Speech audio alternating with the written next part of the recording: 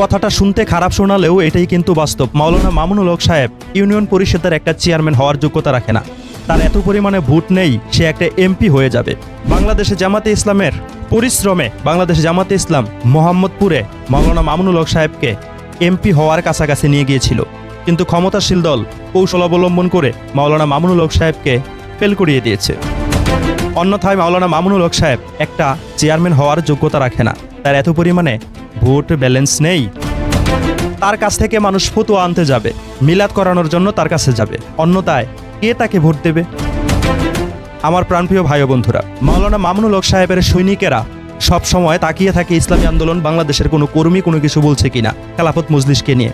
যদি গঠনমূলক সমালোচনাও করে খেলাফত মজলিসকে নিয়ে, মাওলানা মামুনুল হক সাহেবকে নিয়ে, তখনই কিন্তু ইসলামী আন্দোলন বাংলাদেশের কর্মীদেরকে নিয়ে তারা স্ক্রিনে উঠায়, বিভিন্ন ধরনের কথাবার্তা বলে বাংলাদেশে জামাতে ইসলামের সাথে সুর মিলিয়ে। কিন্তু এখন এই সমস্ত কথাগুলো যে বাংলাদেশে জামাতে ইসলামেরই একজন কন্টেন্ট ক্রিয়েটর সোলাইমান অ্যানালাইসিস বলল, তার প্রতিবাদ কি তারা করতে পেরেছে? এই কথাগুলোর জবাব কি খেলাফত মজলিসের সৈনিকেরা দিতে পেরেছে?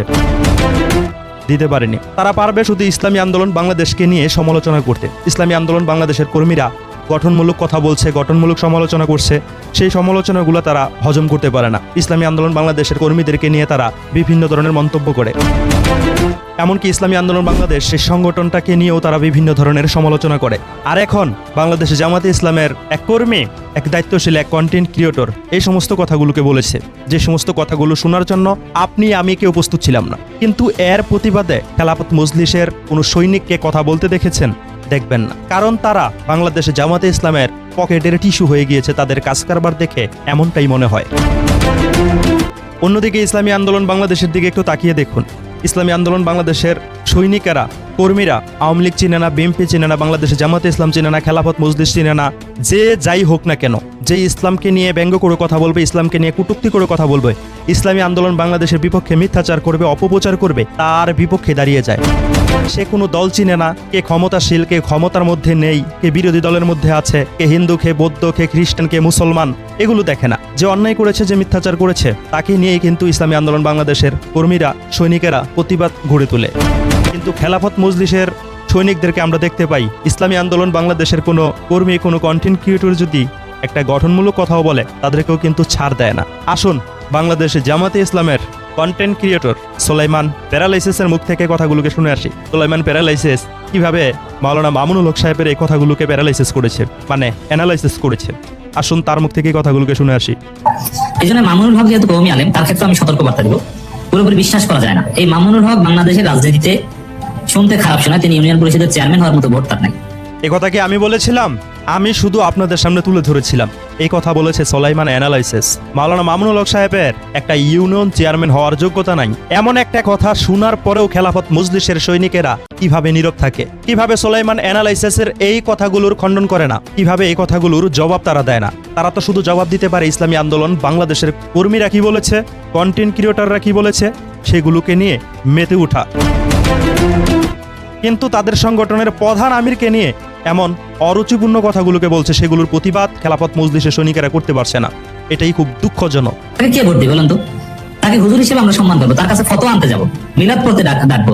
যদিও মামুনুল হক কওমি আলেম হলো কিন্তু মিলাদের পক্ষে, এটা যারা না জানেন তাদেরকে জানালাম। আমরা তাকে ওয়াজ করতে ডাকবো, কিন্তু নেতা বানাবো মামুনুল হককে, এই মানসিকতা বাংলাদেশের জনগণের নাই। তার মাদ্রাসায় টাকা দিবে, কিন্তু ভোটটা দিবে আওয়ামী লীগ বিএনপি। এটা হচ্ছে বাংলাদেশের মানুষের চাই। সেই মামুনুল হকের কোনো ফিক্সড ভোট ব্যাংক বা এরকম কিছুই নেই।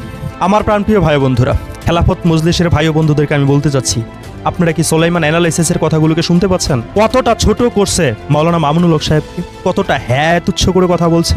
এই সমস্ত কথাগুলো কি আপনাদের কানের মধ্যে পৌঁছায় না? আপনারা কি কানের মধ্যে তুলা দিয়ে রেখেছেন? এই সমস্ত কথাগুলোকে শুনতে পাচ্ছেন না? কেন সোলাইমান অ্যানালাইসিসের এই কথাগুলোর খণ্ডন আপনারা করছেন না? কেন তার কথাগুলোকে তুলে ধরছেন না? কেন তার প্রতিবাদ আপনারা জানাচ্ছেন না? জামায়াতের পকেটের টিস্যু হয়ে গিয়েছেন, তাদের কাছে বিক্রি হয়ে গিয়েছেন, সেজন্য বাংলাদেশ জামাত ইসলামের পক্ষ হতে সেই সংগঠনের কোনো কর্মী, কন্টেন্ট ক্রিয়েটর যাই বলুক না কেন, তাদের জবাব দিবেন না? তাদের জবাব দিলে তো তাদের সাথে সম্পর্কটা আপনাদের খারাপ হয়ে যেতে পারে। আর আপনারা চান না বাংলাদেশ জামাত ইসলামের সাথে আপনাদের সম্পর্ক খারাপ হোক। সে কারণেই সম্ভবত এই সোলাইমান অ্যানালাইসিসের কথাগুলোর খণ্ডন আপনারা করছেন না। আমি তো বলছি না সোলাইমান অ্যানালাইসিসকে আপনি বকা দেন, আপনারা তার কথাগুলোকে তুলে ধরুন। সে যে সমস্ত কথাগুলো বলেছে তার প্রতিবাদ আপনারা করুন। কোথায় আপনাদেরকে প্রতিবাদ করতে দেখা যাচ্ছে? কোথাও আপনাদেরকে প্রতিবাদ করতে দেখা যাচ্ছে না। মাওলানা মামুনুল হক সাহেবকে কতটা হ্যাঁ তুচ্ছ করে কথা বলছে, কতটা দুর্বল বানিয়ে দিচ্ছে, একবার চিন্তা ভাবনা করে দেখেছেন? দেখেননি। আপনাদের কানে তাদের কথা পৌঁছাবে না, আপনাদের কানে পৌঁছাবে ইসলামী আন্দোলন বাংলাদেশের কর্মীরা কি বলেছে। চুন থেকে পান খসলেই তাদেরকে নিয়ে আপনারা সমালোচনার ঝড় উঠিয়ে দেন, এটা কিন্তু ঠিক না। প্রতিবাদ করলে যেখানে অন্যায় সেখানেই প্রতিবাদ করতে হবে। আপনি যেহেতু খেলাফত মজলিসেরই সৈনিক, আপনার সংগঠনকে আপনি সবসময় উপরের দিকে উঠিয়ে রাখবেন, এটাই কিন্তু আপনি একজন কর্মী হিসাবে আপনার দায়িত্ব। মিথ্যাচারের কথা আমি বলছি না, সত্য কথাগুলো তো অন্তত তুলে ধরবেন আপনারা। জামাতের তৈরিকৃত জায়গা মোহাম্মদপুরে নির্বাচন করতে দিয়েছে। জামাত নেতা মোবারক হোসেন চষে বেরিয়েছিলেন মোহাম্মদপুর, তার তৎপরতা ছিল। তার মাধ্যমে মামুনুল হককে প্রায় এমপি বানিয়েছিলেন, অন্তর্বর্তী সরকার ষড়যন্ত্র করে হারিয়ে দিয়েছে। এবং জামাত জোটের সাথে ছিল বলেই মামুনুল হকের প্রতি একটা আলাদা আকর্ষণ তৈরি হয়েছে। নইলে ভোটের রাজনীতিতে মামুনুল হকের কোনো আকর্ষণ ছিল না। চরমোনার নেতাদের চাইতে কি মামুনুল হক বড় নেতা হয়ে গেছেন? কখনোই না। চরমোনার নেতারা এক একজনে ভোট পান 4000 5000, আর সেখানে মামুনুল হক এমপি হয়ে গেছে। এটা জামাত তাকে এই পর্যায়ে এনেছিল। আপনারা হয়তো সুলাইমান অ্যানালাইসিসের এই কথাগুলোকে শুনেছেন। এখানে চরমোনায়ের একটা বিষয় সে টেনে এনেছে। এখন কথা হচ্ছে চরমোনায়ের সাথে সে খেলাফত মজলিসকে কম্পেয়ার করেছে, আবার এটাও বলেছে চরমোনায়ের থেকে কি আপনারা বড় নেতা হয়ে গিয়েছেন। মোহাম্মদপুরে, বরিশাল 5 আসনে, তারপরে বাংলাদেশের যত স্থান আছে সবগুলি কিন্তু বাংলাদেশ জামাতে ইসলামের দখলে। তারা সব জায়গায় দাপিয়ে বেড়ায়, কিন্তু এককভাবে নির্বাচন করলে 2টা আসন পায় না। সব সময় হয়তো আওয়ামী লীগের টিস্যু হয়ে যায়, নাহলে বিএনপির টিস্যু হয়ে যায়, এবার এনসিপির টিস্যু হয়েছে। প্রত্যেকটা ক্ষেত্রে তারা কারো না কারো পকেটে চলে যায়। তাদের এত পরিমাণে ভোট ব্যালেন্স, মোহাম্মদপুরে তাদের এত পরিমাণে ভোট, কিন্তু মাওলানা মামুনুল হক সাহেবকে তারা ইচ্ছাকৃতভাবে সেখানে পরাজিত করেছে।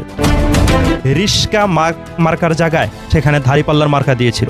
ধাড়িপাল্লার মধ্যে 500 কত ভোট মানুষ দিয়ে ফেলেছে। সেই ভোটগুলো কিন্তু বাংলাদেশে জামাতে ইসলাম কৌশল করে নষ্ট করেছে। তাহলে আবার সে কিভাবে বলছে যে মোহাম্মদপুরে তাদের আস্তানা, বরিশাল 5 নম্বর আসনেও নাকি তাদের আস্তানা? মানে বাংলাদেশের এনসিএনসি জায়গায় তাদের আস্তানা, কিন্তু এককভাবে নির্বাচন করার বিন্দু পরিমাণের শক্তি, সাহস, যোগ্যতা কোনো কিছুই তারা রাখে না। এককভাবে নির্বাচন করলে 2টা আসন পায় না। আর কারো পকেটের টিস্যু হলে তারা মায়া করে, মহাব্বত করে, ভালোবেসে তাদেরকে 15টা 20টা আসন দিত। এবার বিএনপি তাদেরকে 68টা আসন দিয়েছে। এই এতদিন চাটুকতা করার কারণে তাদেরকে বিরোধী দলের মধ্যে আমরা দেখতে পাচ্ছি, গৃহপালিত বিরোধী দলের মধ্যে আমরা দেখতে পাচ্ছি। আর তারা কিনা লেকচার সারে তোমাদের কতটা দম আছে, তোমরা কতটা পারো, এককভাবে নির্বাচন করে মাঠে লড়ে দেখাও। সেই যোগ্যতা তো তোমরা অর্জন করতে পারোনি। আর চরমোনায়ের সাথে খেলাফত মজলিসকে উদাহরণ দিচ্ছ। চরমোনাই হচ্ছে একটা পিওর ইসলামিক সংগঠন, ইসলামী আন্দোলন বাংলাদেশ হচ্ছে একটা পিওর ইসলামিক সংগঠন।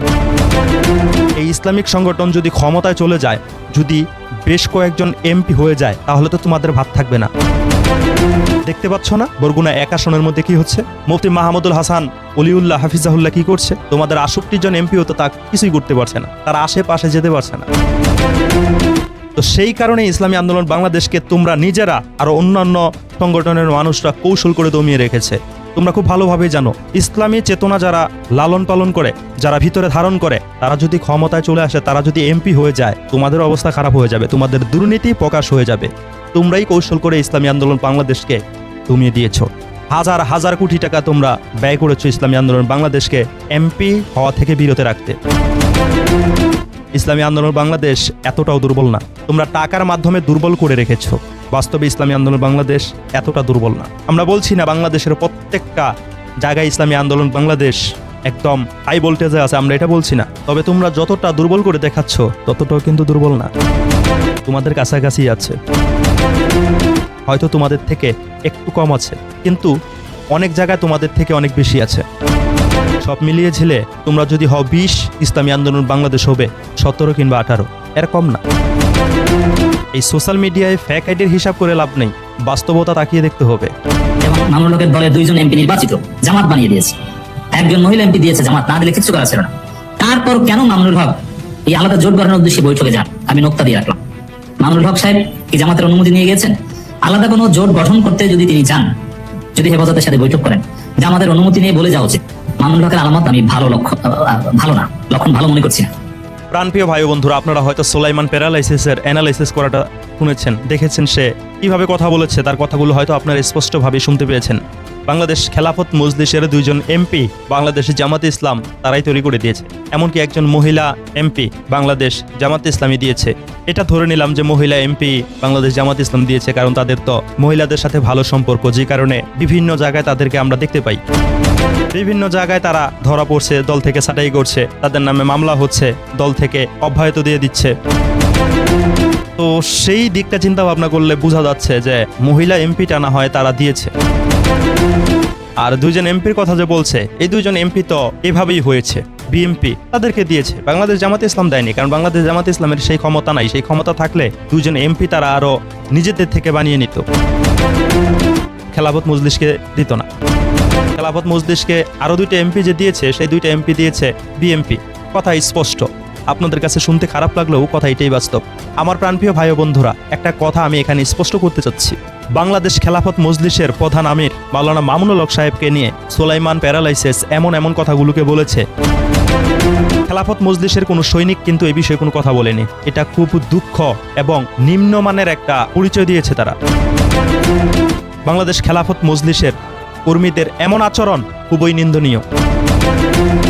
নিজের সংগঠনের আমিরকে কতটা হ্যায় তুচ্ছ করে কথা বলেছে, তার প্রতিবাদ খেলাফত মজলিসের কোনো সৈনিক করতে পারেনি। তারা সবসময় তাকিয়ে থাকে ইসলামী আন্দোলন বাংলাদেশের কোনো কর্মী, কোনো কন্টেন্ট ক্রিয়েটর তাদেরকে নিয়ে কোনো কথা বলেছে কিনা। অথচ ইসলামী আন্দোলন বাংলাদেশের কর্মীরা যারা কন্টেন্ট ক্রিয়েটর আছে, তারা সবাইকে নিয়ে সমালোচনা করে, কিন্তু গঠনমূলক সমালোচনা করে। কাউকে নিয়ে অযথাই কোনো মিথ্যাচার করে না, অপপ্রচার করে না, কোনো দোষ চাপিয়ে দেয় না। প্রাণপ্রিয় ভাই ও বন্ধুরা, সুলাইমান অ্যানালাইসিসের এই কথাগুলোকে আপনারা কিভাবে দেখছেন? আপনাদের মতামত খুবই গুরুত্বপূর্ণ। আপনারা কমেন্টে লিখে আপনাদের মতামত তুলে ধরতে পারেন।